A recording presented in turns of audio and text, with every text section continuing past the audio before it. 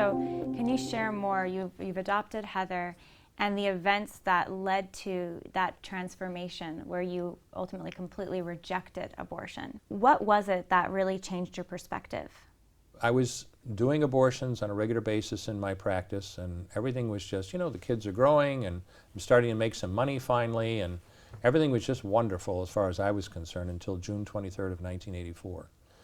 June 23rd, 1984 was an absolutely beautiful day in Albany. Heather was exactly 2 months away from her 6th birthday. We took the kids to an amusement park that day, came home, we had dinner together, and the kids were playing in the backyard when we had friends arrive for cake and coffee. We were talking with those friends when at 7:25 that night we heard the screech of brakes out in front of our house. The kids had wandered into the road and Heather had been hit by a car. She was a mess. I'm a doctor. I'm supposed to be able to save people's lives. My wife was an intensive care nurse at the time. This is what we did for a living. This was routine to us. But it made absolutely no difference, and she literally died in our arms in the back of an ambulance that night. People who are listening who have children may think they have some idea of what that feels like. I guarantee you, if you haven't been through that yourself, you have no idea what it feels like. I pray you never find out. But what do you do after a disaster? You bury your child and take some time off, and then you try to get back into your life.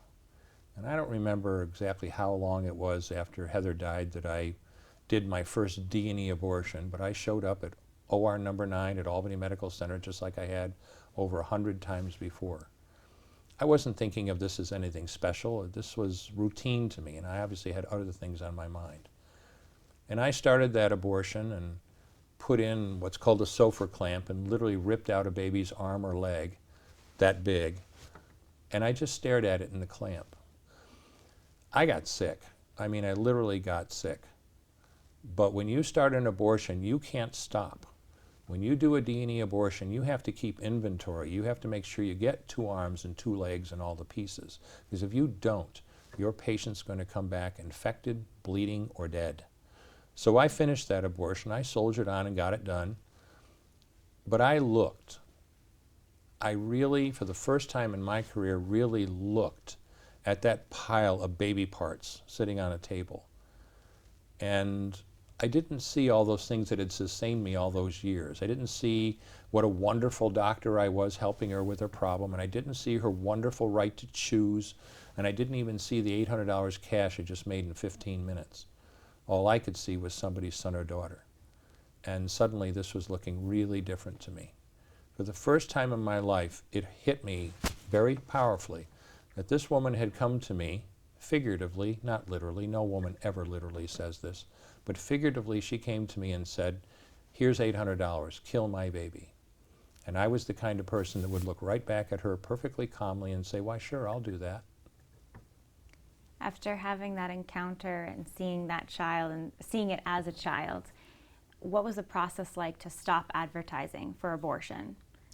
Well, I didn't stop right away. I did a couple more, but these were just, I knew why I felt bad. I will get over this, but I didn't.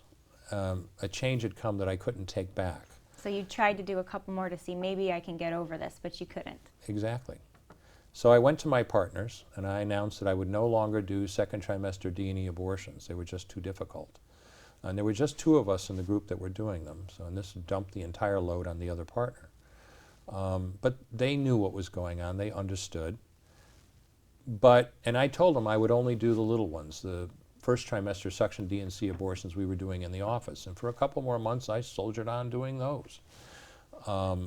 But a change, as I said earlier, had come that I couldn't take back.